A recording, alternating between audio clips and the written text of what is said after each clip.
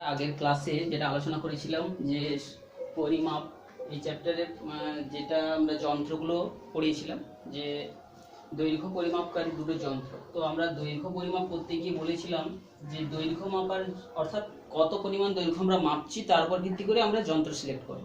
যেমন কি যদি খুব বেশি দৈর্ঘ্যের যদি মাপ করতে হয় সেখানে আমরা কি প্রকারের যন্ত্র, আর মাঝারি, আর যদি খুব কম যদি হয় সেই রকম যন্ত্রগুলো কিন্তু আলাদা আলাদা হয়। যেমন কি বেশি দূরত্ব, যে ক্ষেত্রে আমরা এক তার নক্ষত্র থেকে একটা নক্ষত্রের দূরত্ব কিংবা এই গ্রহ থেকে অন্য একটা গ্রহের দূরত্ব আমরা মাপ করব, সেক্ষেত্রে আমরা কিন্তু যেটা প্যারালাক্স পদ্ধতিটা ইউজ করব। প্যারালাক্স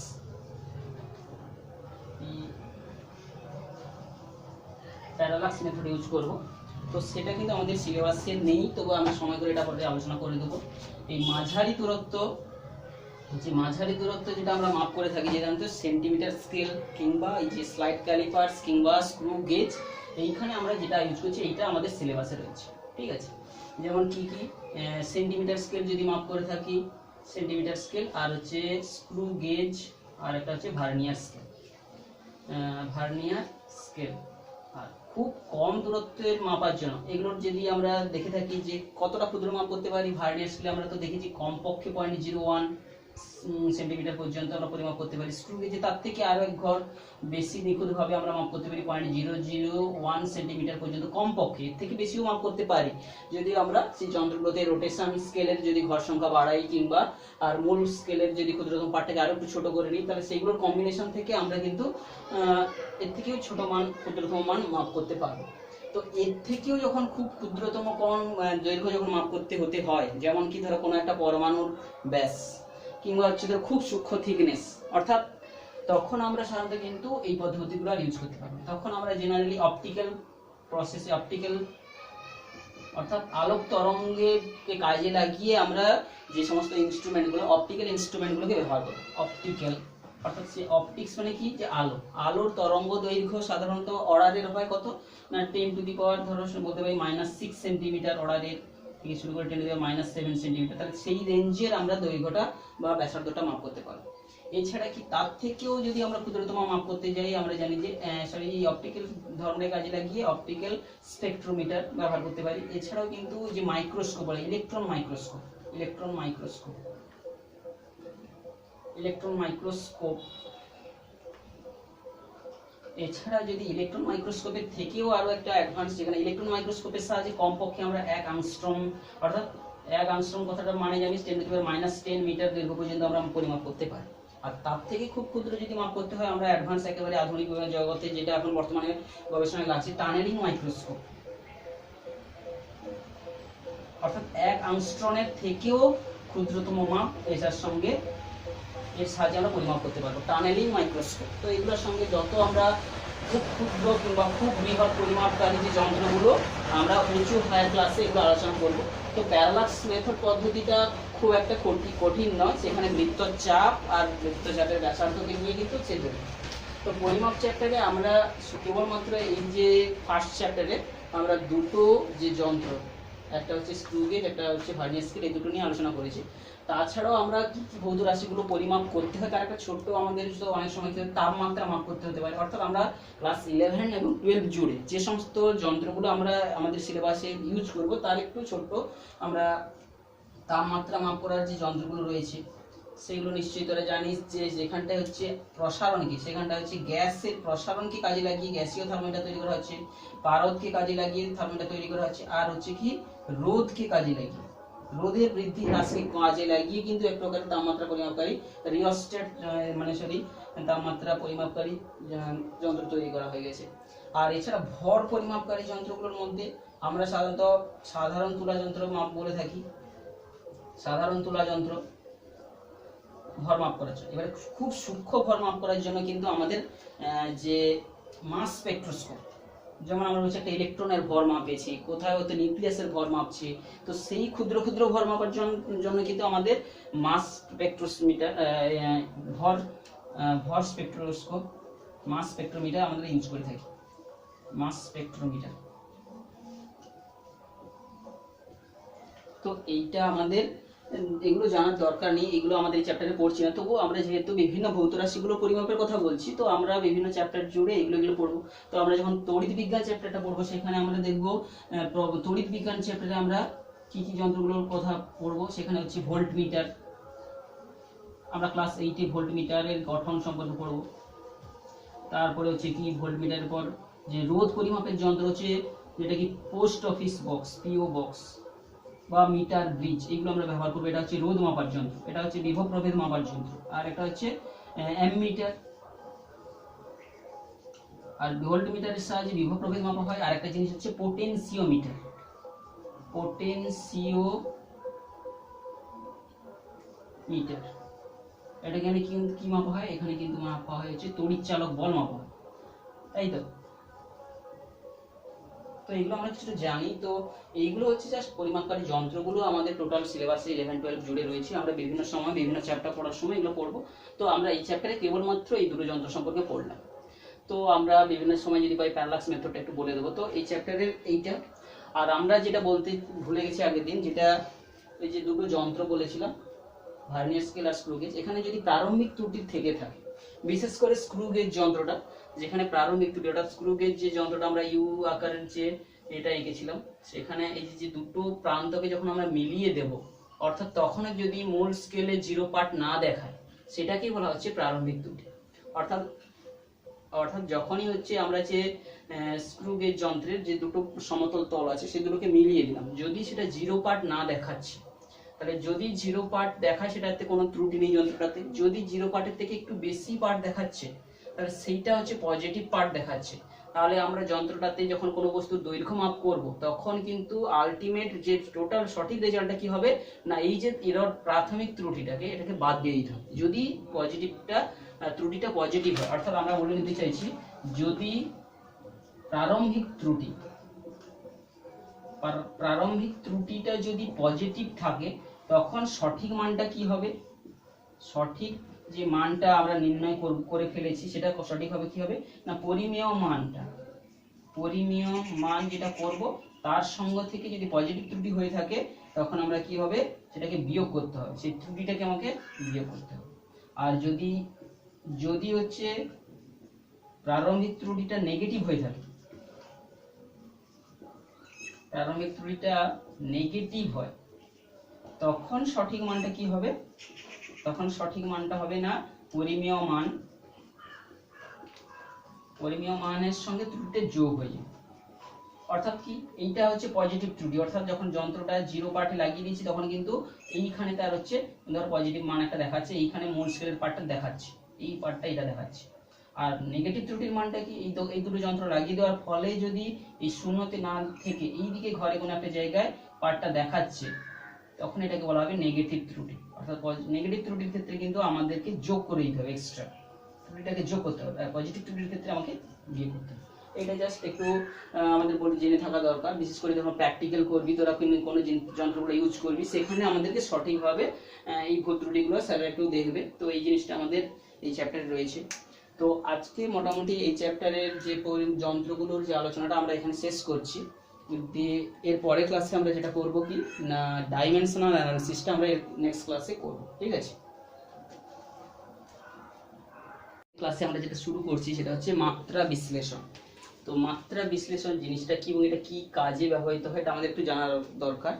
তো মাত্রা বিশ্লেষণ হচ্ছে কিন্তু ফিজিক্সের ক্ষেত্রে একটা গুরুত্বপূর্ণ একটা টুল বলতে পারি। বিভিন্ন গাণিতিক সমস্যার সমাধান না করেও প্রাথমিকভাবে আমরা কিন্তু এইটাকে কাজে লাগিয়ে আমরা কিছুটা অ্যাসাম্পশন পেয়ে যেতে পারি যে গণিতটা কিভাবে করব, বা গণিতটাতে সঠিক উত্তরটা যদি অপশন দেওয়া থাকে বাঁচতে, কিন্তু এটা খুবই উপযোগী একটা কিন্তু টুল।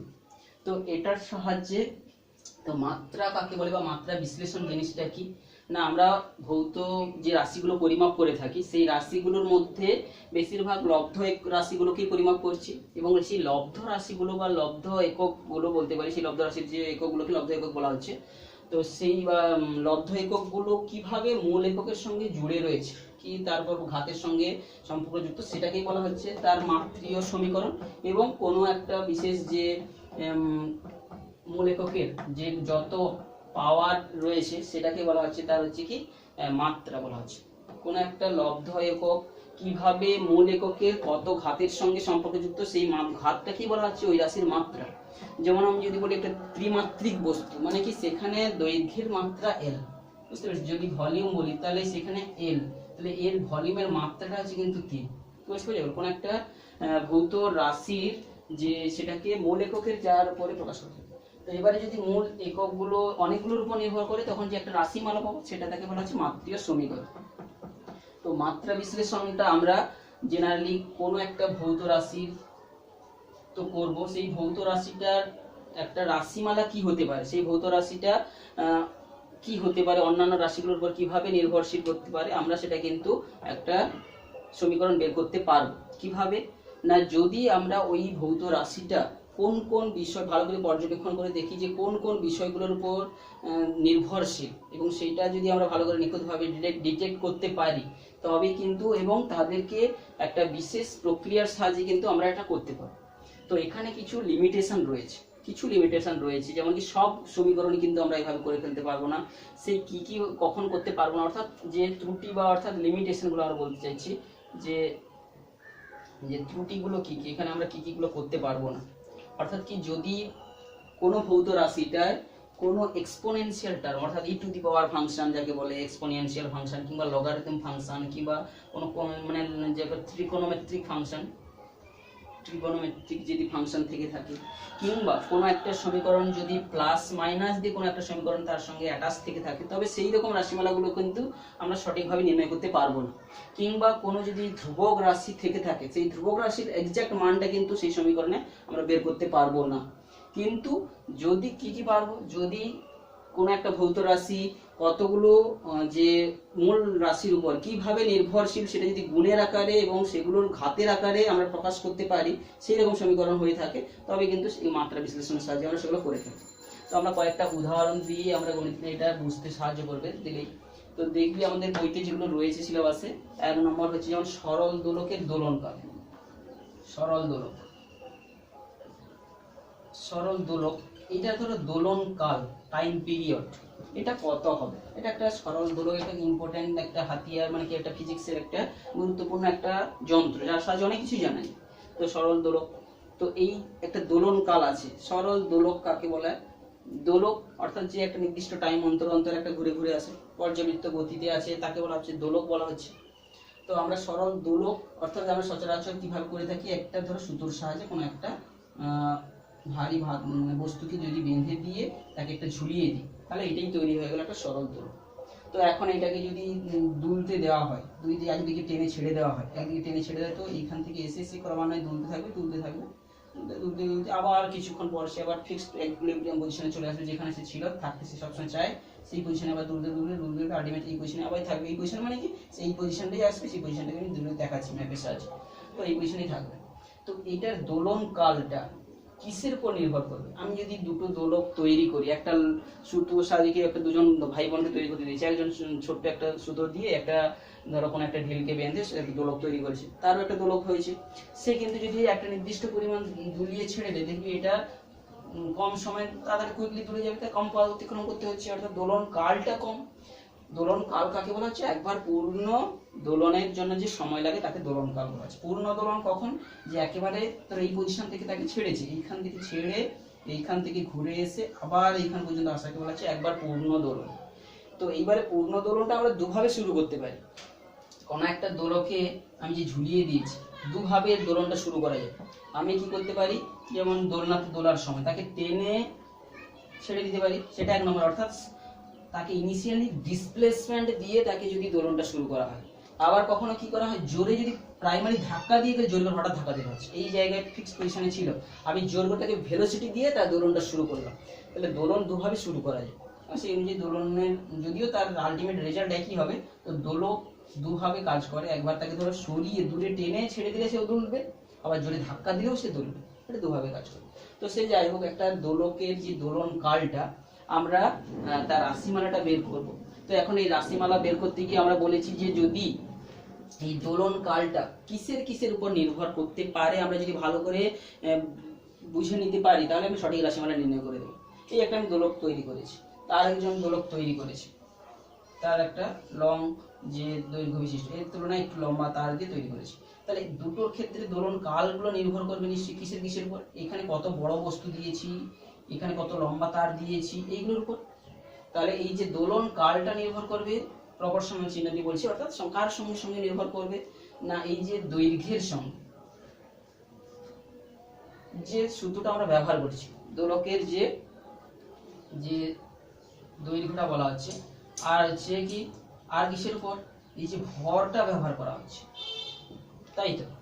যে পিণ্ডটা অর্থাৎ বব বলা হয় যাকে ইংরেজিতে, এই ববটার উপর নির্ভর করবে মাস অফ দ্য বব। আর কিসের উপর নির্ভর করবে, এই জায়গায় এই যে দুলছে, একাকি দুলে যাচ্ছে, এখানে মূল কাজ বলটা কে কাজ করছে দুলতে, যে মহা অভিকর্ষজ ত্বরণটা কাজ করছে, মহাকর্ষ বল কাজ করছে, অভিকর্ষ বল কাজ করছে, সেই বল টেনে নিয়ে আসছে, আবার গতিজাড্যের দরুন সরে চলে যাচ্ছে, আবার গতিজাড্যের জন্য চলে যাচ্ছে, এই করছে। তো এখানে মূল ফ্যাক্টর যেটা কাজ করছে অভিকর্ষজ ত্বরণ, বুঝা গেছে। আমরা এইভাবে যদি যা কিছু এখানে ভৌত বিষয়গুলো আছে সবগুলো যদি নিয়ে নিচ্ছি, আর কারোর উপর নির্ভর করার কথা নয়, তাহলে এই তিনটার উপর নির্ভর করবে, এবং এদেরকে যদি আমি মাত্রা বিশ্লেষণ করে এই টাইম পিরিয়ডের একটা রাশিমালা আমরা বের করতে পারি। তাহলে টাইম পিরিয়ড যদি রাশিমালা বের করতে চাই, তাহলে এইগুলো, তাহলে আমি ধরে নিলাম দৈর্ঘ্যের এক্স, ভরের ওয়াই এবং অভিকর্ষজ ত্বরণ তার জেড, এরকম একটা কত মান কে হবে জানি না, এরকম একটা সমীকরণ আমি পাবো। অর্থাৎ ধরো সময়কালটা কিসের কিসের উপর নির্ভর করবে আগে জেনে নিয়েছি, এবং জেনে নেওয়ার পর বললাম যে তাহলে টাইম পিরিয়ডটা এরকম সমীকরণ পাবো। তাহলে দেখি সমান চিহ্ন দিয়ে আমি লিখতে পারি টি সমান কে ইন্টু দৈর্ঘ্যকে আমি সংক্ষেপে ইংলিশের M to the power X, ভরকে M to the power Y, আর অভিকর্ষজ ত্বরণ G two the power Z, এরকম রাশিমালা আমি লিখতে পারি, সিম্বলিক্যালি রিপ্রেজেন্ট করে দিলাম। এখন আমি যদি এটাকে মাত্রীয়, অর্থাৎ আমরা এই যে মাত্রা বিশ্লেষণটা করব তার মূল যে নীতিটা কি, সেই মূল যে যে মাত্রা বিশ্লেষণের যে মূল যে নীতিটা হচ্ছে সেটা কি না সমমাত্রার নীতি, সমমাত্রার নীতি, ল অফ হোমোজেনিটি। তো সেই অর্থাৎ কোন সমীকরণের প্রত্যেকটা মান একই হবে, অর্থাৎ একই জাতীয় হতে হবে, তবেই সে যুক্ত হবে। তো এইভাবে আমি যদি ধরে নিয়েছি, প্রথমে আগে আমাকে অ্যাসাম্পশন করে আগে ধরতে হবে যে কোনগুলো কোনগুলোর উপর নির্ভর করবে, তারপরে লিখলাম। এরপরে উভয় পক্ষে যদি মাত্রীয় সংকেতে লিখি, টাইম পিরিয়ড মানে কি, উভয় পক্ষে যদি ডাইমেনশনগুলো লিখি উভয় সাইডে, টাইমের মাত্রা টি এর হবে শুধু, আর এম এর মাথায় 0, এল এর মাথায় 0, এগুলো কিছু নেই। আর এ পাশে ধ্রুবকের কোনো মাত্রা হয় না, আর এটা লেন্থের মাত্রা আমি যদি বলি m, তার whole to the power x, m মানে ভর, তার মাত্রা m whole to the power y, আর অভিকর্ষ হচ্ছে ত্বরণ মানে একটা ত্বরণের রাশিমালা মাত্রা আমরা বের করেছি ld-1, তার whole to the power z। তো এইগুলোকে আমি যদি একটু সাজিয়ে নিই, এখানে এর জটা আছে, এর মাথায় x আছে, আর এর মাথায় এখানে z আছে, l to the power x plus z, আর m এর মাথায় এখানে শুধু থাকছে কত y, আর t এর মাথায় থাকছে মাইনাস z। তো এইভাবে এরপরে আমি যদি উভয় পক্ষে মাত্রা, যদি m এর মাথার পাওয়ার, l এর মাথার পাওয়ার এবং t এর মাথার যে মাত্রাগুলো যে করি, পাওয়ারগুলো যদি একই করি, তাহলে যেহেতু এটা একটা সমীকরণ, তাহলে এপাশে এটার মাথায় যা আছে এর মাথায় তা হবে, যেহেতু এর মান কোনো নেই, তাহলে আমি মাত্রীয় সমীকরণগুলো থেকে পাচ্ছি কি, সমমাত্রার নীতি থেকে কি পাচ্ছি, যে m এর মাথায় যে পাওয়ার, অর্থাৎ শূন্য, যদি শূন্য সমান কত, m এর মাথায় যেটা y আছে, y সমান 0, l এর মাথায় 0 আছে, আমি যদি শূন্যের সঙ্গে l এর মাথায় যেগুলো আছে সেটা লিখি x প্লাস z সমান 0, এখান থেকে আমি কি লিখতে পারি x সমান মাইনাস z। আবার t এর মাথায় এখানে কিছু নেই, মানে 1 আছে, t এর মাথায়, তাহলে 1 সমান হচ্ছে কি মাইনাস z, তাহলে z এর মান পেয়ে গেছি। আবার z এর মান বসালে x এর মান পেয়ে যাব হচ্ছে 1, x এর মান পেয়ে যাব 1, মাইনাস z তো x সমান 1, x সমান 1 পেয়ে যাচ্ছিস, আর z সমান পাচ্ছিস প্লাস 1। তো আমাদের কোনো একটা ভুল হচ্ছে, দৈর্ঘ্য, ভর আর অভিকর্ষজ ত্বরণ lt মাইনাস, সরি এখানে lt মাইনাস 2, একটা জায়গায় ভুল হচ্ছে, lt মাইনাস 2, তাহলে lt মাইনাস 2 মানে 2z হবে, কারণ ত্বরণের রাশিমালা হতো lt মাইনাস 2, 2z, তাহলে 2z এখান থেকে আমাদের এখানে একটা ভুল হয়ে গেছে, তাহলে এই যে 1 সমান কি হতো মাইনাস 2z, এখান থেকে আমরা পেতাম z সমান কত, z সমান পেতাম হচ্ছে মাইনাস হাফ, তাহলে z সমান মাইনাস হাফ পেলে x এর মান এখান থেকে কি পেয়ে যাব, অতএব x সমান কি হবে মাইনাস জেড সমান মাইনাস অফ মাইনাস হাফ, তাই তো? তাহলে পাচ্ছি প্লাস হাফ। তো এইবারে এক্স এর মান, ওয়াই এর মান, জেড এর মান সব পেয়ে গেছি। অর্থাৎ পেলাম কি, এক্স সমান পেয়েছি প্লাস হাফ, ওয়াই সমান পেয়েছি 0, আর জেড সমান পেয়েছি মাইনাস হাফ। তাহলে এই যে সমীকরণটা আমাদের, তাহলে টাইম পিরিয়ডের রাশিমালাটা কি হবে, কে ইন্টু এল, এল যেটা দৈর্ঘ্য পেয়েছি এক্স, এল এর মাথায় কি হবে, এক্স এর মান কত, এক্স এর মান কত পেয়েছি হাফ, আর যে জেড, জেড এর মাথায় মাইনাস হাফ, জেডটা কার উপর, জি, জি এর মাথায় কত হবে মাইনাস হাফ। অর্থাৎ সমীকরণে পাবো পি সমান K into root over half, মানে কি রুট, একটা উপরে হবে একটা নিচে হবে, এলটা উপরে হবে এল বাই জি। অ্যাকচুয়ালি ধ্রুবকটার মান আমরা জানি, ক্যালকুলেশন করেছি 2 পাই রুট ওভার এল বাই জি। তাহলে এইটা হচ্ছে টাইম পিরিয়ডের রাশিমালাটা আমরা এইভাবে পেয়ে যাবো। তাহলে কোনো একটা ভৌত রাশিকে আমরা তার কোন কোন অন্য কোন ভৌত রাশিগুলোর উপর নির্ভরশীল সেটা জেনে নিয়ে এবং সেগুলোর ভিন্ন ঘাতে তাকে উত্তীর্ণ করে আমি যদি তার উভয় পক্ষে সমমাত্রার নীতি প্রয়োগ করি, সমীকরণ মানে উভয় পক্ষের মাত্রা সমান হবে, তাহলে এই পাশের মাত্রার সঙ্গে এই পাশের মাত্রা সমান করতে গেলে এম এর মাত্রা এল এর মাত্রা সব মাত্রা সমান করবো, তাই পাওয়ারগুলো সব সমান হবে, সেখান থেকে এটা করবো। তো এরপরে আরো একটা আমাদের বইতে রয়েছে যেটা, সেগুলো আমরা করছি। তো বেশি বোঝা গেছে। তো সরল দোলকের সঙ্গে সঙ্গে আরেকটা জিনিস রয়েছে, যে আরেকটা যেটা বের করব, তির্যক তার। তির্যক তারে টান করা তারে তির্যক যে তরঙ্গ উৎপন্ন হয় তার গতি, এটা আরেকটা রয়েছে, তাই তো? তোদের বইতে কি কি আছে এগুলো, সেগুলোই আমরা করছি। তাহলে 2 নম্বরে আমরা একটা মাত্রা বিশ্লেষণ করে আমরা টান করা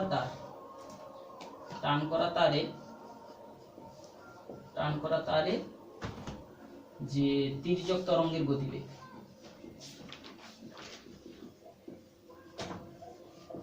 এর রাশিমালাটা আমরা বের করব। তো প্রথমে চলে আসছি টান করা তার কাকে বলে। টান করা তার মানে কি, দুপাশে টান টান করে খেঁচে বাঁধা আছে। আর এক সাইডে একটা রেলিং দড়ি বাঁধে রেখেছি, এক সাইডে টান করে ধরে রেখেছি, এইটা একটা টান করা তারের মতো কাজ করছে। তাহলে দু সাইডে ও কিন্তু দুটো দড়ির দু প্রান্তটা ফিক্সড, ও কিন্তু কোনো দিকে যাবে না আসবে না। এবার যদি আমাদের হাত নড়ছে ঠিক আছে, কিন্তু যদি এটাকে টান করা তার বলে, তাহলে এই টান করা তার মানে কি, এর ভেতরে একটা বল প্রযুক্ত হয়ে টান টান অবস্থায় আছে, ঠিক আছে? তাহলে এই টান করা তারের তির্যক তারের আমরা গতিবেগটা নির্ণয় করব, ঠিক আছে? দুটো কাজ এখানে আমার বইতে আছে, একটা হচ্ছে গতিবেগ নির্ণয় করবো, আর একটা হচ্ছে ফ্রিকোয়েন্সি নির্ণয় করবো। দুটো আমাদের ফ্রিকোয়েন্সি মানে কম্পাঙ্ক, গতিবেগ আর সঙ্গে সঙ্গে কম্পাঙ্ক দুটো জিনিস নির্ণয় করবো।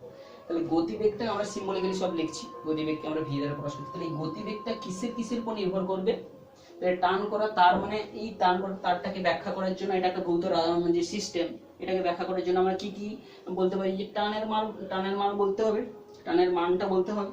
টান যত বেশি থাকবে তত তীব্র বেগে গতিটা যাবে আসবে, টানটা যদি লুজ দিয়ে রাখি, অর্থাৎ টান হচ্ছে একটা বল, টান ধাক্কা এগুলো সব বল। তো এই টানটা যদি কম থাকে তাহলে তার উপর ভিত্তি করে বেগ কম বেশি হবে। তাহলে টান হচ্ছে একটা কিন্তু বল, টানের উপর নির্ভর করবে এই বেগের মানটা। সেকেন্ড কি, এই তারটার ভরের উপর নির্ভর করবে, আর কিসের উপর নির্ভর করতে পারে, টানের উপর, আর এখানকার হয়তো অভিকর্ষজ ত্বরণের উপর নির্ভর করতে পারে।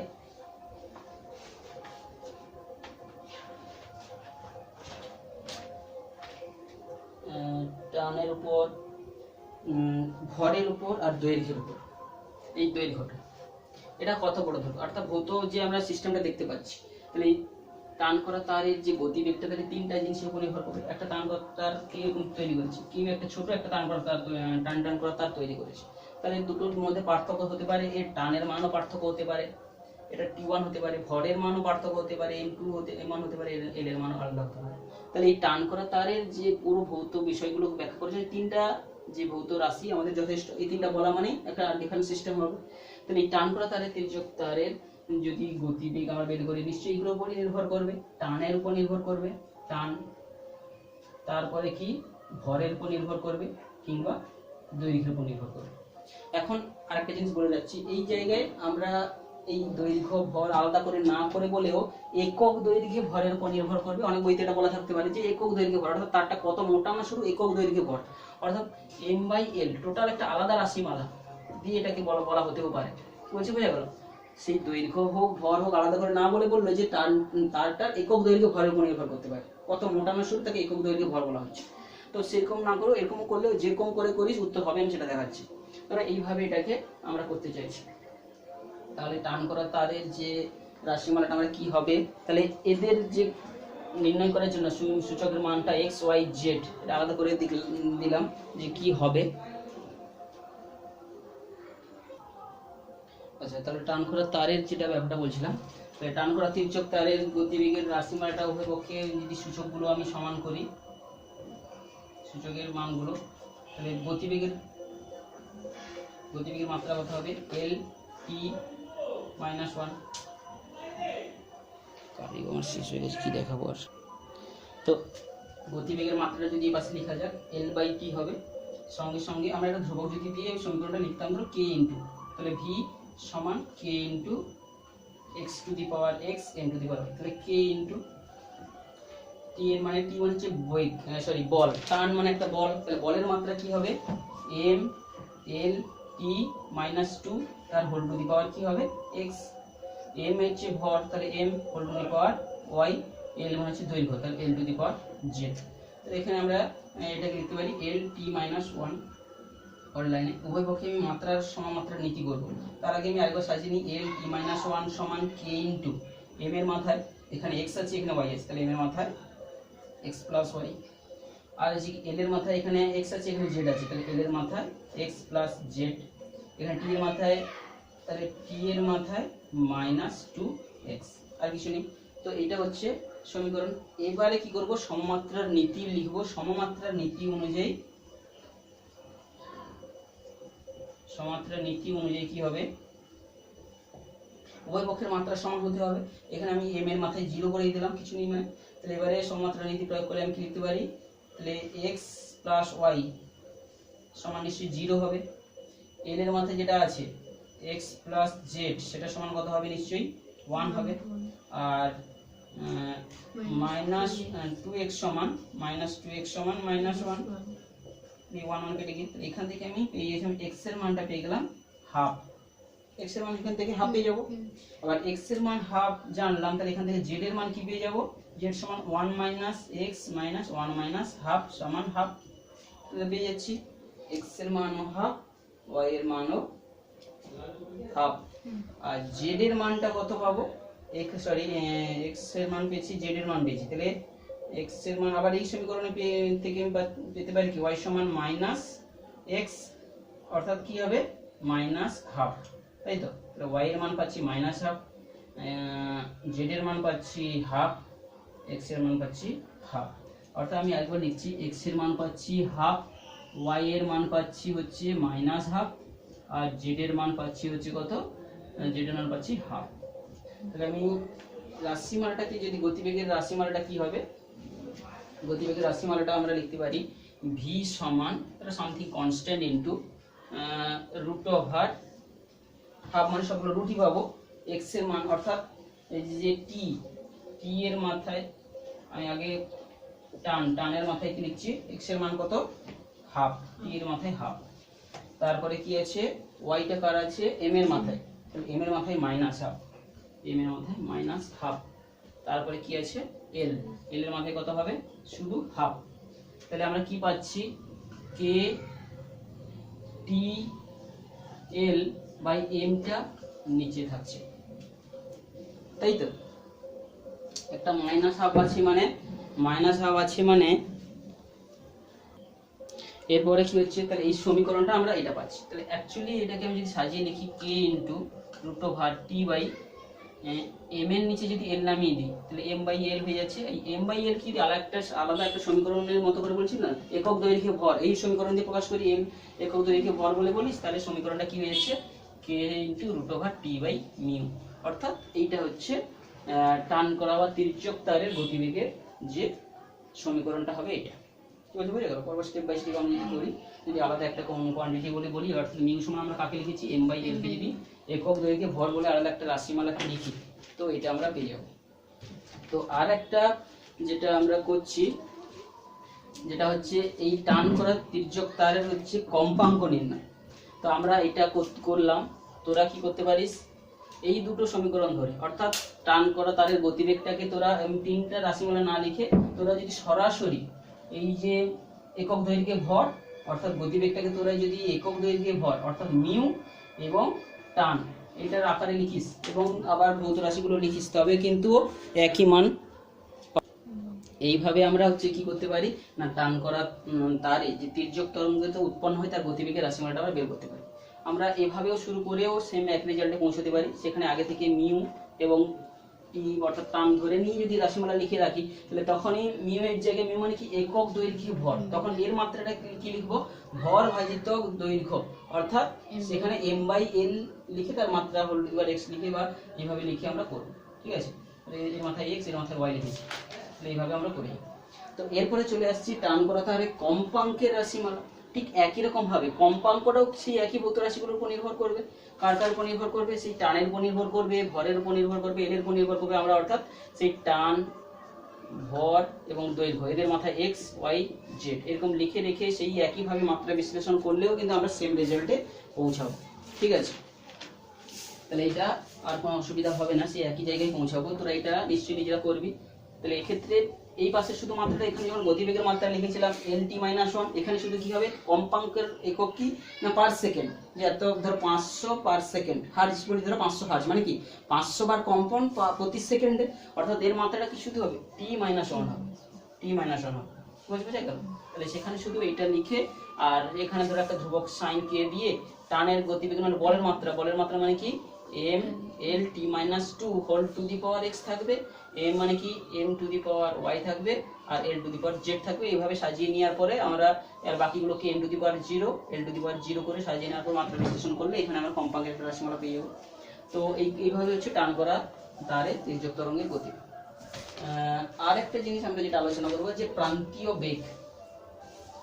বেগের রাশিমালা বা প্রান্তীয় বেগের রাশিমালা নয়, প্রান্তীয় বেগ সম্পর্কযুক্ত একটা রাশিমালা আমরা এখানে বের করবো, যে মাত্রা বিশ্লেষণের সাহায্যে বইতে রয়েছে। জাস্ট আমরা একবার পড়ছি যে প্রান্তিক বেগ বা সীমান্ত বেগ যাকে বলে, সীমান্ত বেগ জিনিসটা কি, আমি বেগ জেনেছি, বেগ মানে কি সরণ ভাজিতক সময়। তো এখানে সীমান্ত বেগ ব্যাপারটা একটু জাস্ট বোঝা যাক। আমরা যে বেগের রাশিমালাগুলো হয়তো বা ক্লাস 9 যে সমীকরণগুলো পড়েছি, যে অন্তিম গতিবেগ সমান প্রাথমিক গতিবেগ প্লাস ধরো at ত্বরণ গুণিতক সময়, বা ft যাই বলিস না কেন, যাভাবে বলেছি অ্যাক্সিলারেশনকে a দিয়ে প্রকাশ করে কখনো a দিয়ে প্রকাশ করেছি। তাহলে এই সূত্র অনুযায়ী যদি আমি একটা নির্দিষ্ট ধরো একটা বস্তু ত্বরণ নিয়ে পড়ছি, যদি অসীম সময় ধরে কোনো জায়গায় চলতে শুরু করে, তাহলে বেগ কিন্তু অসীম হয়ে যাওয়ার কথা। এরকম কিন্তু হবে না। কোনো বস্তুর বেগ যে আলোর গতিবেগকে কভার করতে পারবে না, অতিক্রম করতে পারবে না। আলোর গতিবেগ হচ্ছে একেবারে ম্যাক্সিমাম পয়েন্ট। এই বিশ্বের মধ্যে কোনো বস্তুর আলোর বেগ হচ্ছে আলোর বেগকে অতিক্রম করতে পারবে না। তাহলে নিশ্চয়ই কিছু একটা ব্যাপার ঘটবে এমন, যেটাকে কিন্তু তার মধ্যেই তাকে নিয়ে আসার চেষ্টা করবে। ঠিক সেই একই রকম ব্যাপারটা আমরা যদি দেখি যে ধরো আকাশ থেকে বৃষ্টি পড়ছে, অনেক উঁচু থেকে, পৃথিবীর অনেক উঁচু থেকে মেঘ থেকে বৃষ্টি পড়ছে। তো বৃষ্টি পড়তে গেলে তার বেগ তো অনেক হয়ে যাওয়ার কথা, যখন ধীরে ধীরে গতিবেগ বাড়তে অনেক হয়ে যাওয়ার কথা। কিন্তু আমরা ভূপৃষ্ঠে দেখবি একটা নির্দিষ্ট গতিবেগেই কিন্তু পড়ছে। তাহলে অর্থাৎ যখন একটা নির্দিষ্ট গতিবেগ অর্জন করার পরে তার গতিবেগ আর বৃদ্ধি পায় না, একটা স্থির বেগ নিয়ে পড়তে থাকে, তখন সেই যে গতি অর্জন করা বেগটাকেই বলা হচ্ছে সীমান্ত বেগ। তাহলে এটা কখন ঘটে না, যে কোনো একটা যে সান্দ্র মাধ্যমের মধ্যে গতিশীল বস্তুতে এটা তৈরি হবে। সান্দ্র মাধ্যম মানে কি সান্দ্রতা, যে কোনো প্রবাহীর মধ্যে হবে, যেমন কোনো তরলের মধ্যে ফেললে, কোনো একটা বস্তুকে ফেলে দিলে সেখানে পড়বে, একটা নির্দিষ্ট গতিতে পড়বে। ঠিক তেমন কোনো বায়ু একটা মানে প্রবাহী মাধ্যম, মানে একটা গ্যাসীয় মাধ্যম, তার মধ্যে দিয়ে পড়ন্ত কোনো বস্তুর মধ্যে একটা সান্দ্রতা বিপরীত বল কাজ করে। অর্থাৎ সান্দ্রতা এক প্রকারের ঘর্ষণ বলের মতো। আমরা ঘর্ষণ বল যখন পড়েছি, সেটা কি পড়েছি, কঠিন বস্তুর সঙ্গে কঠিন বস্তুর যখন হয়ে থাকে, যখন একটা টেবিলের প্রতি একটা বস্তুকে টেনে নিয়ে যাওয়ার চেষ্টা করছি, তখন কি হয়, ওই তল বরাবর বিপরীত দিকে একটা বল কাজ করে, সেটাকে ঘর্ষণ বল বলেছি। কিন্তু কি হয়, তরলের মধ্যে একটা যদি যে রিলেটিভ ভেলোসিটি থাকে, অর্থাৎ গতির একটা নতি থাকে, অর্থাৎ গতিবেগ ধীরে ধীরে বেশি থেকে কম বা কম থেকে বেশি, অ্যাকচুয়ালি এটা এইদিকে নতিটা হবে, অর্থাৎ এদিকে কম বেশি মাঝখানের দিকে। তাহলে এই গতিবেগের এরকম নতিমাত্রা থাকা মানেই কিন্তু সেইখানে একটা প্রত্যেক তলকে পিছিয়ে দেওয়ার মানে কমিয়ে রাখার চেষ্টা করছে। একটা আমি যখন মেঝেতে জল ঢেলে দিচ্ছি, সেই জল যে যাচ্ছে, সেই জলের একেবারে যে নিচের তলটা সেই মেঝের সঙ্গে লেগে আছে, তার গতিবেগ ধীরে ধীরে কমে যাচ্ছে। তার উপরে স্তরের যে জলটাকে সেও কিন্তু টেনে রাখছে, তারপরে স্তরকে সেও টেনে রাখছে। অর্থাৎ এটা বলছিলাম সীমান্ত বেগের ক্ষেত্রে যে একটা রাশিমালা বলতে বের করবো, তাহলে এক্ষেত্রে আমি ধরতে পারি যে সীমান্ত বেগটা হবে, সেটা কিসের উপর নির্ভর করবে, একটা যে বল কাজ করবে, সান্দ্রতা বল যেটা কাজ করে তার উপর নির্ভর করবে। তাই তো। আর কিসের উপর নির্ভর করবে, যে বস্তুটা এই মাধ্যমের মধ্য দিয়ে পড়ছে, এই যে একটা সেই বস্তুটার ব্যাসার্ধের উপর নির্ভর করবে। তাকে যদি এ বলি, ব্যাসার্ধকে সহজ এখানে ধরো এ বলছি, বা রেডিয়াস আরও বলতে পারি, তো এখানে আরটা তুলনায় এটা আমি লিখছি। তাহলে আর কিসের উপর নির্ভর করবে, এই যে দুটো জিনিসের উপর নির্ভর করবে। তো সীমান্ত বেগটা এর উপর প্রযুক্ত বলের উপর নির্ভর করবে, আর উপর হচ্ছে এর উপর নির্ভর করবে। যেহেতু এটা সান্দ্রতা বল, এই সান্দ্রতা বলটা এখন যে মাধ্যমের মধ্যে দিয়ে পড়ছে, সেই সান্দ্রতা বল আমরা জানি যে কিসের উপর নির্ভর করবে, যে এই মাধ্যমের সান্দ্রতা বল হচ্ছে সান্দ্রতা বল। তো এখানটা আমরা সান্দ্রতা অর্থাৎ এই বস্তুর উপর প্রযুক্ত যে বলগুলোকে লিখছি, এরপর কি কি বল কাজ করছে। একটা বস্তু যখন পড়ছে, আমরা বলটাকে আকারে লিখছি, বল সমান, এই যে বলটা নির্ভর করবে, প্রযুক্ত বলটা বস্তুর যে আকারের উপর নির্ভর করবে, আর হচ্ছে যে সীমান্ত বেগের উপর নির্ভর করবে, ঠিক আছে। আর হচ্ছে ওই মাধ্যমের একটা যে ধ্রুবক ভিসকোসিটি যাকে বলা হচ্ছে, সান্দ্রতাঙ্ক, তার উপর নির্ভর করে। তো আমরা এটা একটু সীমান্ত বেগের রাশিমালাটা সরাসরি বের করছি না, সীমান্ত বেগটা যদি আমরা বের করি একটু আলাদাভাবে করতে পারতাম। তো যে সীমান্ত বেগটা তাহলে কার কার উপর নির্ভর করবে, তো সীমান্ত বেগটা নির্ভর করবে কার কার উপর, না ওই মাধ্যমের যে পড়ছে তার উপর নির্ভর করবে। তো তো আমরা এইভাবে আলোচনাটা করি, তো আমরা পরে অন্য কোনো ভাবে এটাকে এক্সপ্লেন করা যায় কিনা বলবো। তো এইরকম কয়েকটা ভৌত রাশির উপর নির্ভর করবে, ঠিক আছে। এটা হচ্ছে কি, এটা হচ্ছে ব্যাসার্ধ, ব্যাস বা ব্যাসার্ধের আকার বা বস্তুটার আকার, এটা হচ্ছে বস্তুর আকার। সেই বস্তুর আকার যাই হোক না কেন, আমি তাকে তার একটা নির্দিষ্ট রেডিয়াস দিলাম। আর ভিটা কি, তার এটা সীমান্ত বেগ, আর এনটা কি না হচ্ছে সান্দ্রতাঙ্ক। এই কয়েকটা রাশির উপর। এবারে মাত্রিক সমীকরণ থেকে প্রত্যেকটা সাইডে উভয় পক্ষের যদি মাত্রা নির্ণয় করি, বলের মাত্রা কি এম এল টি মাইনাস 2, আর এখানকার একটা ধ্রুবক কনস্ট্যান্ট সমান চিহ্ন করে দিই পরের লাইনে। ধ্রুবক একটা, এর মাত্রা কোনো থাকবে না, ধ্রুব রাশির কোনো মাত্রা নেই। বস্তুর আকারের মাত্রা মানে কি, একটা দৈর্ঘ্যের মাত্রা বলছি, অর্থাৎ বস্তুর আকার মানে কি, এখানে বস্তুর যে ব্যাসার্ধের উপর নির্ভর করে।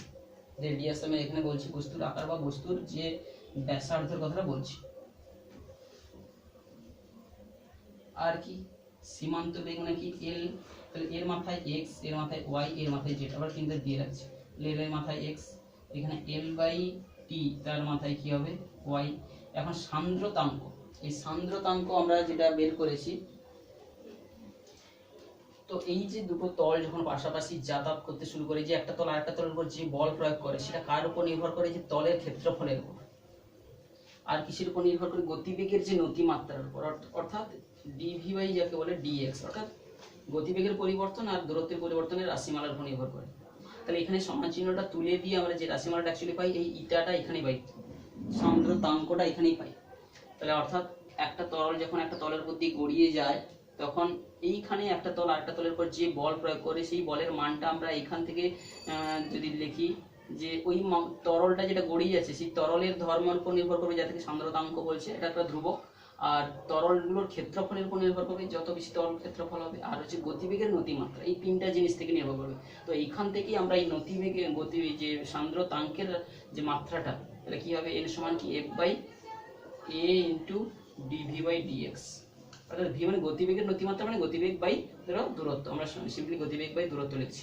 এক্স মানে এখানে দূরত্ব, গতিবেগের সঙ্গে পার্টমেন্ট লম্বভাবে দূরত্ব, তাহলে গতিবেগের দূরত্ব।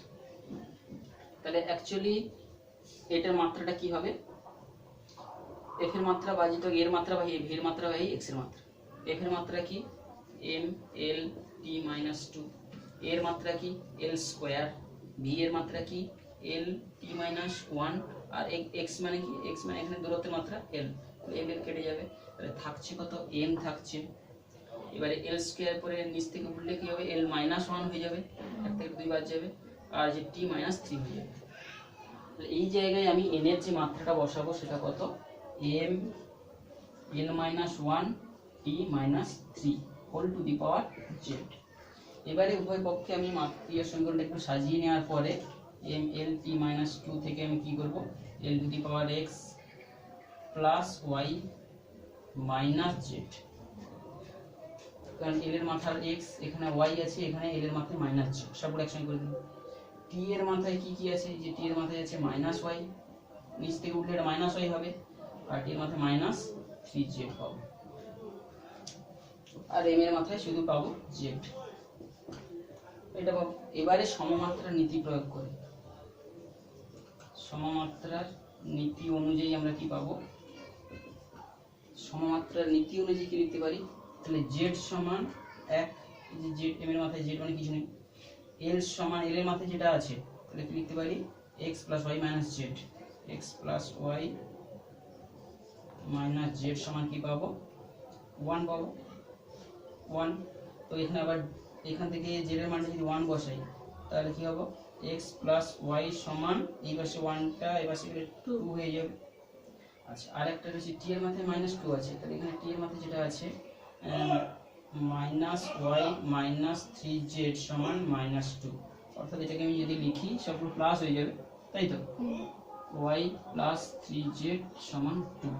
তো এইখান থেকে আমি তিনটে সমীকরণকে সমাধান করতে হবে। তো z এর মান 1 বসিয়ে দিলে এখানে xy সমান, এখানে আবার একটা z এর মান যদি বসিয়ে দিই আমরা কি পেয়ে যাব, এইখান থেকে কি পেয়ে যাব, y পেয়ে যাব, y সমান 2 মাইনাস 3z, 3 ইনটু z এর মান 1 বসিয়ে দিলে 3 মাইনাস 1, তাহলে কি পাবো -1 পেয়ে যাব, y এর মান 1 পেয়ে যাচ্ছি, y এর মান 1 পেয়ে যাওয়ার পরে এই সমীকরণ থেকে আমরা কি পেয়ে যাব, y এর মান বসিয়ে দিলে কি পাবো, x সমান কি হবে 2 মাইনাস 1 সমান 1 পেয়ে যাব, তাই তো। তো আমরা পাচ্ছি অতএব x সমান 1 পাচ্ছি, y সমান কি পাচ্ছি -1 পাচ্ছি, আর z সমান 1 পাচ্ছি, সবগুলো তো 1 হওয়ার কথা।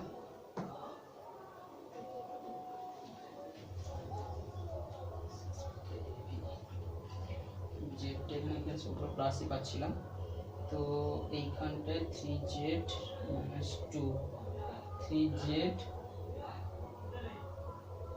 2, তাহলে y সমান 2 মাইনাস 3z, 2 মাইনাস z হচ্ছে 1, তাহলে -1 হচ্ছে।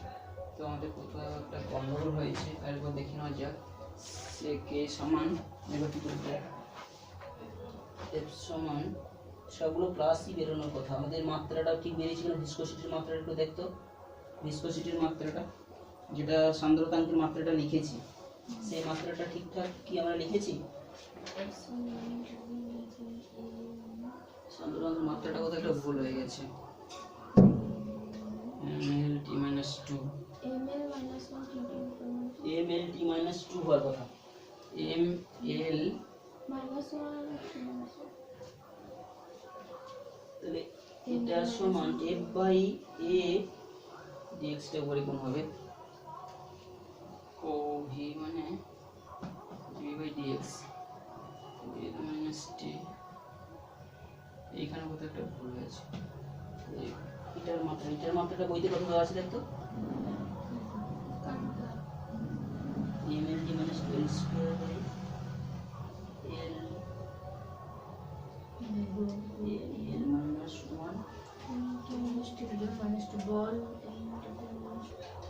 আমরা যে জায়গাটা ভুল করেছি এইখানটাই ভুল হয়েছে আমাদের, কি হয়েছে এখানে lt - 2 নিচ থেকে t - 1 উঠেছে, তাহলে t - 1 এখানে 3 হবে না, এখানে t - 1ই হবে, কারণ এই উপর থেকে উঠলে +1 হবে, -2 মাইনাস এখানে -1 হবে, তো এই জায়গাটা আমাদের ভুল হয়ে গেছে, তো আমাদের পুরোটাই প্রায় ভুল হয়ে গেছে। তাহলে এইরকম ভুলগুলো আমরা হয়ে যাবে, তো একটু সতর্কতার সঙ্গে আমাদের প্র্যাকটিসে নিই। তাহলে এখানে -1 থাকবে, তাহলে রেজাল্টটা এখানে আমাদের আবার সবগুলো চেঞ্জ করতে হবে নিশ্চয়ই, আর আমি করছি না, তোরা নিশ্চয়ই এটাকে কমপ্লিট করবি, আমরা দেখবো এগুলো কিন্তু সবগুলো +1ই বেরোবে। তো একটু জায়গায় আমি করে দিচ্ছি, তো এদিকে তাহলে কি হবে, টি এর মাত্রাটা চেঞ্জ হবে, টি এর মাত্রাটা কি হবে, টি এর মাত্রায় মাইনাস জেড, তো এখানটায় -y - z, এইটার মান কত হবে -2 হবে, তাই তো, -2 হবে, এখান থেকে এই যে 3 হবে না, তাহলে -1 হবে, -1 হবে, তাহলে 1 বেরোবে, তাই তো, এটা এইভাবে বেরোবে, অর্থাৎ সবগুলোর মান 1 বেরোবে। তো এইভাবে আমরা যে কোনো বলের রাশিমালাটা, তাহলে বলটা কি হবে, রাশিমালাটা সবগুলো এক হয়ে যাবে, অর্থাৎ f সমান কি হবে,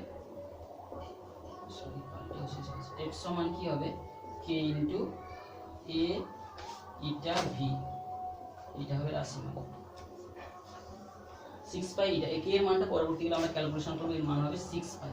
এটা প্রকৃতপক্ষে স্টোকস ল বলে জানি আমরা, যে এটা কিন্তু নিউটন আবিষ্কার করেছিল, বিজ্ঞানী নিউটন। স্টোকস ল, কোনো বস্তু একটা ভিসকাস মিডিয়ামের মধ্যে দিয়ে পড়লে তার উপর মোট যে বল কাজ করে সেই বলের মান হচ্ছে 6 পাই ইটা এ ভি, এটা হচ্ছে স্টোকস ল প্রকৃতপক্ষে। তো এক্ষেত্রে আমরা সীমান্ত বেগটা এইরকম ভাবে মিলিয়ে পেলাম। তো আমরা যে যদি সীমান্ত বেগটাকে আমরা লেখার চেষ্টা করতাম, তাহলে সীমান্ত বেগটা কিসের উপর নির্ভর করে, আমি একটু আলাদাভাবে করার চেষ্টা করছি। তো এটা তো ছিল, মিলছে কিনা আমরা দেখি। তো সীমান্ত বেগ, তাহলে সীমান্ত বেগ কিসের উপর নির্ভর করবে, যে মাধ্যমে পড়ছে মাধ্যমের সান্দ্রতাঙ্কের উপর নির্ভর করবে, আর বস্তুটার আকারের উপর নির্ভর করবে, এবং ওর উপরে নিশ্চয়ই আরো প্লবতা বল কাজ করবে। একটা বল কাজ করবে, একটা বস্তু যখন পড়তে থাকে বাউন্সি ফোর্স উপর দিকে কাজ করবে, প্লবতা বলের উপরও কাজ করবে, ফোর্সের উপর একটু কাজ করবে। ঠিক আছে, একটা বস্তু এই নিচ থেকে উপর থেকে নিচের দিকে পড়ছে, তারপর প্রবণতা কাজ করবে, উপর দিকে ভাসিয়ে নেওয়ার চেষ্টা করবে। তাহলে এইখান থেকে আমরা সমীকরণ সাজিয়ে উত্তরটা পাচ্ছি কিনা আমরা দেখবো। এর মাথায় ধরো এক্স, এর মাথায় ওয়াই, এর মাথায় জেড, তো এটাকে বলছি প্রবণতা বল বলে বলি।